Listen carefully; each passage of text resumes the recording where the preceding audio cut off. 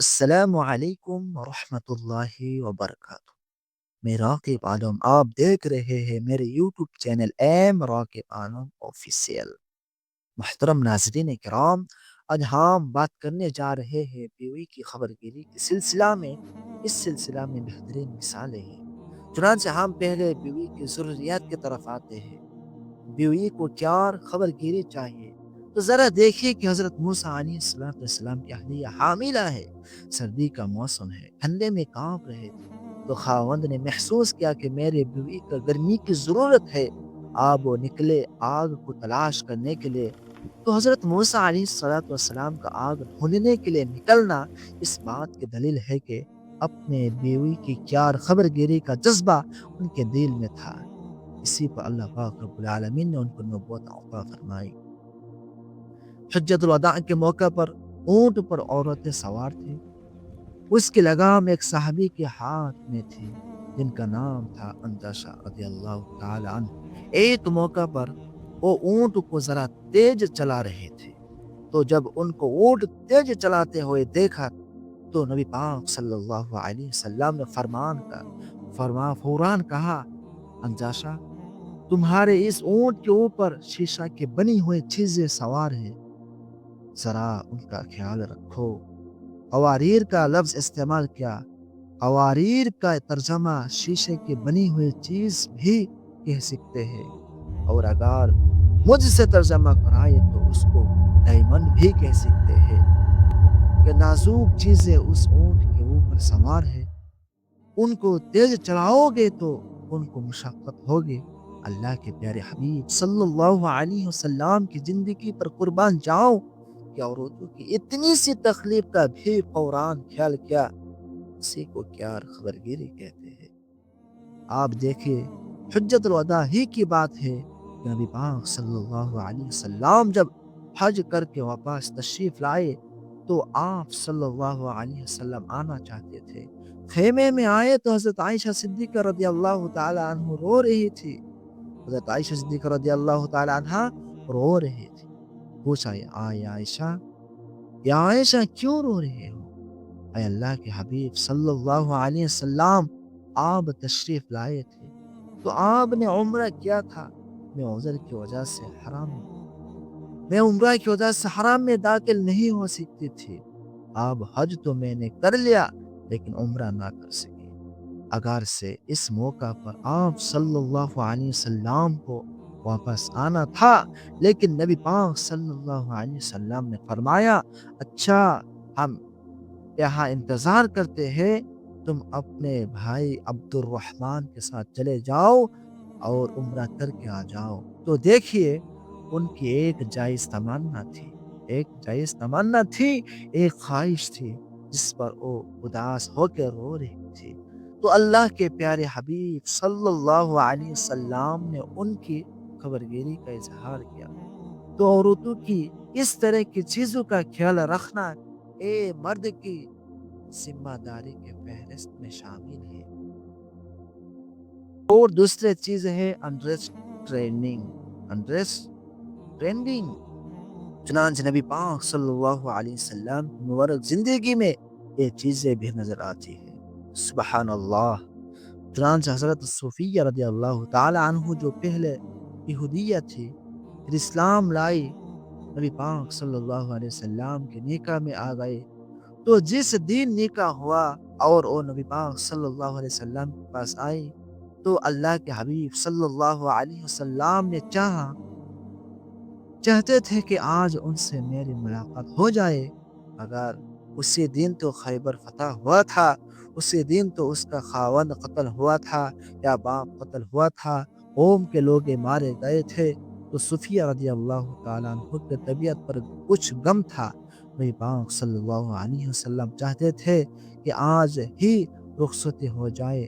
چنانچہ جب آپ صلی اللہ علیہ وسلم ان کے خیمے میں تشریف لائے گئے تو آپ صلی اللہ علیہ وسلم نے اظہار فرمایا کہ میں ملنا چاہتا ہوں۔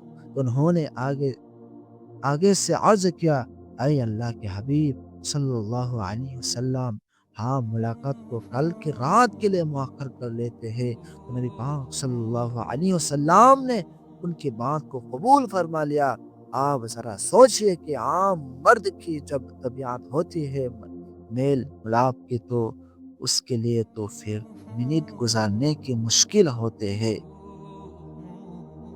مگر اللہ کے حبیب صلی اللہ علیہ وسلم نے ان کے طبیعت کو سمجھا، ان کی سوچ کو سمجھا کہ اے غمزدہ ہے اور اے چاہتی ہے کہ آج نہیں کل ملاقات ہو جائے، تو اللہ کے حبیب صلی اللہ علیہ وسلم نے ان کی بات کو مان لیا۔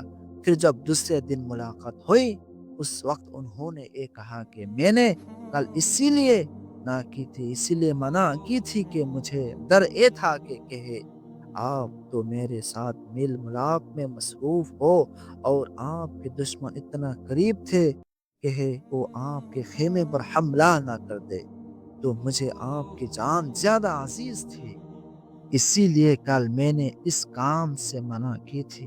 تو دیکھیے نبی پاک صلی اللہ علیہ وسلم نے ان کی کیفیت کو سمجھا۔ اسی طرح ہر مرد کو بھی چاہیے کہ عورت کی کیفیت کو سمجھے، اس لیے کہ کبھی اس کا مزاج کچھ ہوتا ہے اور کبھی طبیعت کچھ ہوتی ہے، اس کو سمجھنے کی کوشش کرے۔ مرد اور عورت کی سوچ تو بالکل ایک ہونی چاہیے۔ چنانچہ ایک میاں بیوی کی بات سنیے کہ بچے بیٹے ہوئے تھے اور وہ ماں سے کوئی بات کر رہے تھے، اور وہ ایک بات کہہ رہی تھی کہ نہیں ایسا کرنا چاہیے، ایسا کرنا چاہیے۔ کافی دیر بعد چیت ہوتی رہی کہ اچانک میاں صاحب آ گئے، تو آپ بیٹے نے اپنے ابو سے بات شروع کر دی کہ ابو اگر ایسا ہو تو کیسا ہوگا؟ اللہ کی شان کہ انہوں نے وہی بات کہی جو بیوی نے کی تھی۔ وہی بات سن کر بچے کہنے لگے کیا کرے، ایک تو ان دونوں میں اتنی انڈرسٹینڈنگ ہے کہ ہمارے کچھ بات چلتی ہی نہیں، تو یہ زندگی کا مزہ ہوتا ہے کہ میاں بیوی کی سوچ بالکل ایک ہو، پھر اولاد کے اوپر بھی اس کے بہت مضبوط اثرات ہوتے ہیں۔ تیسری چیز ہوتی ہے عورت کو ریسپیکٹ، عزت و احترام ملنا۔ چنانچہ نبی پاک صلی اللہ علیہ وسلم نے اپنے بیوی کو عزت دی، جس کی مثال احادیث میں موجود ہے۔ ذرا غور کیجئے، حضرت صفیہ رضی اللہ تعالیٰ عنہ کی جب حضرت صفیہ رضی اللہ تعالیٰ عنہ کی جب رخصتی ہوئی، تو اگلے دن سفر تھا، تو انہوں نے اونٹ پر سوار ہونا تھا۔ اب عورت کے لیے اونٹ پر چھلانگ لگا کر سوار ہونا تو ممکن نہیں، ایک کام تو مرد کر جاتے ہیں، تو ان کی یہ مشکل تھی، تو آپ کو کیسے اونٹ پر چڑھتی؟ اللہ کے حبیب صلی اللہ علیہ وسلم پاس موجود تھے۔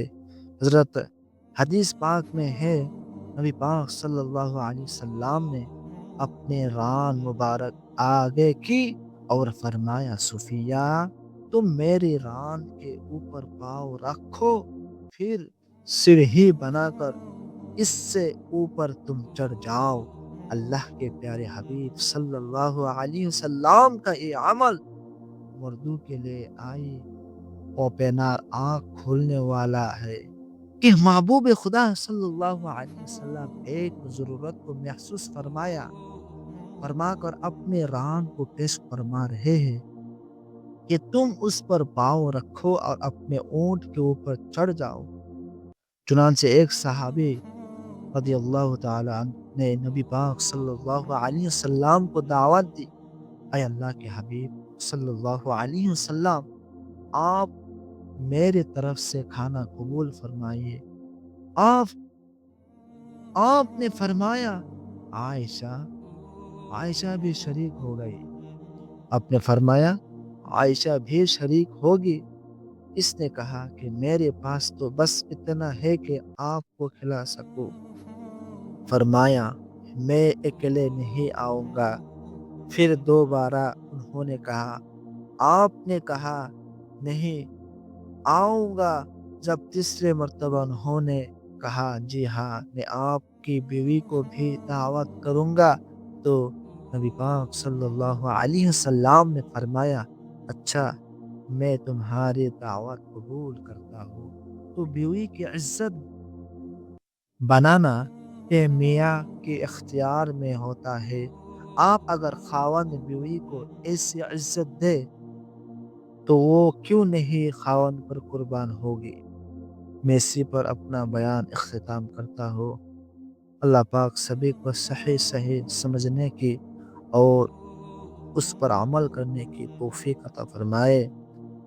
وآخر دعوانا ان الحمد للہ رب العالمین۔ السلام علیکم ورحمۃ اللہ۔